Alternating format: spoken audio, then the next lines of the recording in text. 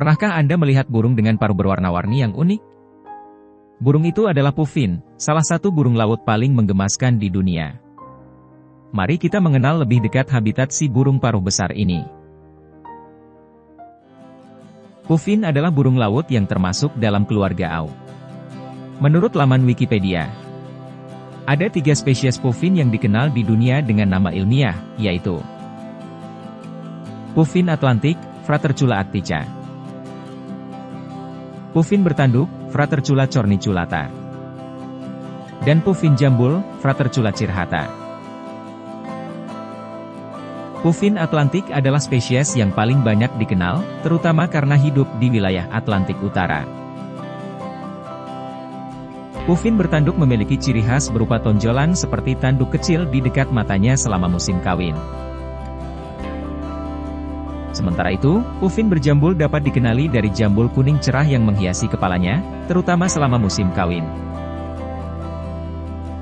Ketiga spesies ini memiliki habitat dan perilaku yang mirip, meskipun mereka hidup di wilayah yang berbeda. Mereka sering dijuluki badut laut atau burung beo laut karena paruhnya yang berwarna cerah.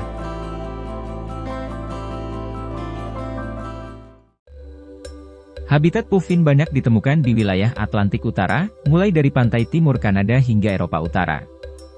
Burung ini dikenal karena gaya terbangnya yang cepat dan penampilannya yang unik. Puffin adalah burung pelagis, artinya mereka menghabiskan sebagian besar hidupnya di laut. Mereka bersarang di tebing berbatu dekat pantai dan pulau-pulau terpencil di Atlantik Utara.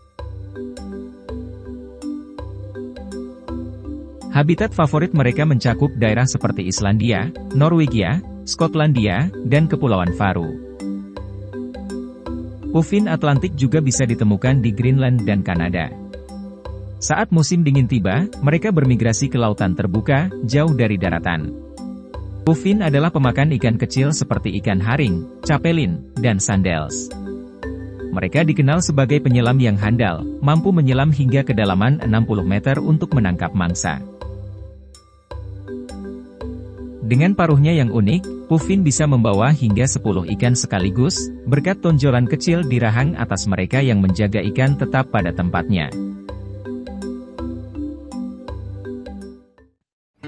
Puffin adalah burung sosial yang hidup dalam koloni besar, terutama selama musim kawin.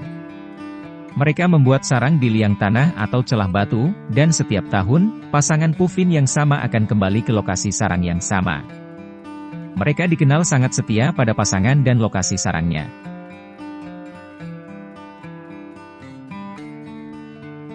Saat tidak di darat, puffin menghabiskan waktu terbang dan berenang di lautan. Setiap musim semi, puffin dewasa kembali ke koloni bersarang untuk berkembang biak. Puffin betina biasanya hanya bertelur 1 butir setiap tahun. Telur ini dierami selama sekitar 40 hari oleh kedua induk secara bergantian.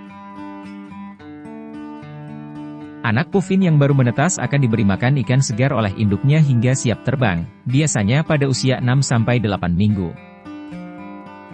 Setelah itu, mereka akan pergi ke laut dan tidak kembali ke darat hingga mencapai usia dewasa. Tahukah kamu? Warna cerah pada paruh puffin hanya muncul selama musim kawin. Di luar musim itu, paruh mereka lebih pucat. Fakta menarik lainnya, puffin adalah penerbang cepat yang bisa mencapai kecepatan hingga 88 km per jam dengan mengepakkan sayap hingga 400 kali per menit, dan meskipun terlihat canggung di darat, mereka adalah penyelam ulung yang bisa berada di bawah air selama lebih dari 30 detik. Populasi puffin di habitatnya, khususnya spesies puffin Atlantik, Fratercula arctica, diperkirakan mencapai sekitar 12-14 juta individu dewasa di seluruh dunia. Namun, jumlah ini terus menurun dalam beberapa dekade terakhir akibat berbagai ancaman, seperti perubahan iklim, penangkapan ikan berlebihan, dan degradasi habitat. Status konservasi puffin Atlantik dikategorikan sebagai rentan oleh IUCN, karena penurunan populasi yang drastis di beberapa wilayah. Koloni di Norwegia dan Skotlandia, misalnya, menghadapi penurunan populasi yang signifikan akibat perubahan suhu laut yang memengaruhi ketersediaan makanan utama mereka, seperti ikan sandels. Ancaman terhadap populasi puffin yaitu 1.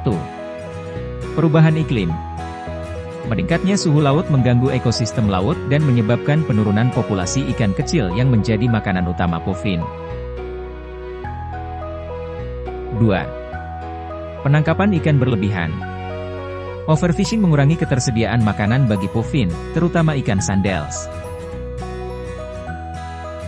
3. Polusi laut. Tumpahan minyak dan sampah plastik mengancam habitat puffin, terutama saat mereka bersarang atau mencari makan.